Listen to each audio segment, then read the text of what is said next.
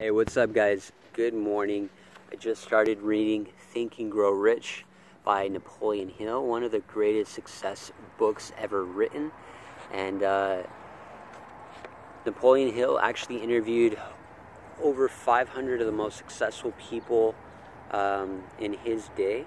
And, from Henry Ford, Andrew Carnegie, and many, many other people. And I wanted to share this story, which is in the first chapter, which is all about 3 feet from gold. Okay? One of the most common causes of failure is the habit of quitting when one is overtaken by temporary defeat. Every person is guilty of this mistake at one time or another. An uncle of R.U. Darby was caught by the gold fever in the gold rush days and went west to dig and grow rich. He had never heard that more gold has been mined from the thoughts of men than has ever been taken from the earth. He staked a claim and went to work with pick and shovel. After weeks of labor, he was rewarded by the discovery of shining ore. He needed machinery to bring the ore to the surface. Quietly, he covered up the mine, retraced his footsteps to his home in Williamsburg, Maryland, told his relatives and a few neighbors of the strike. They got together money for the needed machinery and had it shipped.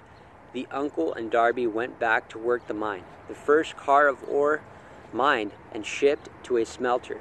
The returns proved they had one of the richest mines in Colorado. A few more cars of that ore would clear the debts. Then would come the big killings and profits. Down went the drills, up went the hopes of Darby and Uncle. Then something happened. The vein of gold ore disappeared. They had come to the end of the rainbow, and the pot of gold was no longer there. They drilled on, desperately trying to pick up the vein again, all to no avail. Finally, they decided to quit.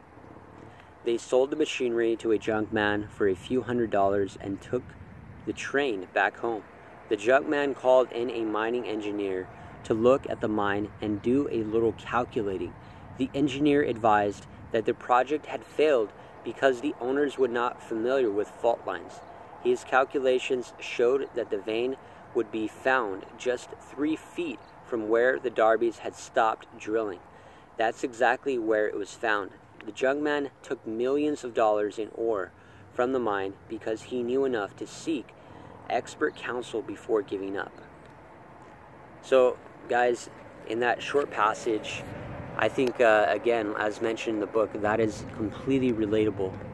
We often quit too soon. We often quit 3 feet from gold. Now I've had this happen in my life, and I've had to live with those decisions of quitting before I got the reward. One of my other mentors, Rick Rowberry, says, success happens within the last 15% of the effort. And that really shows in this story, and I hope you guys get value from that. If you guys are pursuing a goal, if you're pursuing a dream, keep on going. You're probably only 3 feet from your gold mine, from your breakthrough. I hope you guys have a beautiful and blessed day. Talk to you guys soon.